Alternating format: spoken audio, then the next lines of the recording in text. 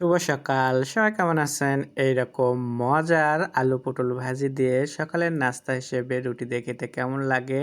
তো আমার কাছে তো খুবই ভালো লাগে। তো আজকে আমি আলু পটল ভাজি করতেছি একটু কালো জিরে দিয়ে। তো কালো জিরে, পেঁয়াজ আর কাঁচামরিচ আমি এটাকে সুন্দর করে একটু তেলে ভেজে নিলাম। নিয়ে আমি দিয়ে দিচ্ছি পটল, আলু আর স্বাদমতো লবণ, হলুদ পাউডার দিয়ে সুন্দর করে আমি এই পটল ভাজিটা করব রুটি দিয়ে খাওয়ার জন্য। তো আমি এখন নাড়াচাড়া দিয়ে সুন্দরভাবে নিচ্ছি, দেখতেই পারছেন।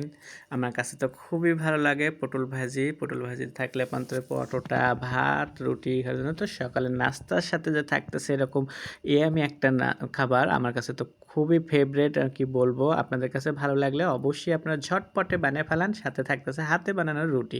রুটিটাও দেখতেই পারছেন কত সুন্দর ফুলে একদম বলের মতো হয়ে যাবে এটাকে। তো আপনার আমার মতো যারা রুটি বানাতে পারেন, এরকম মজার মজার খাবার বানাতে পারেন, অবশ্যই কমেন্টের মাধ্যমে জানাবেন। আর না হলে আমার ভিডিওগুলো দেখে শিখে নেবেন।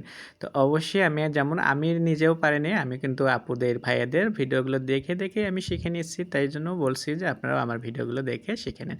আর পটল ভাজিটাও দেখেন হয়ে গেছে ঝটপটে। আমার পটল ভাজিটা কত সুন্দর একটা কালার এসে গেছে। এটা দিয়ে এখন মাশাআল্লাহ আমি সকালের নাস্তার সাথে রুটি আর এটা খাচ্ছি। তো আমার অন্য কোনো কিছু দরকার নেই। আশা করি আপনাদের ভালো লাগবে। ভালো লাগলে স্বাদ ও স্বাদের গল্পের সাথে থাকবেন। বেশি বেশি শেয়ার ও লাইক কমেন্ট করবেন। সবাই ভালো থাকবেন। আল্লাহ হাফেজ।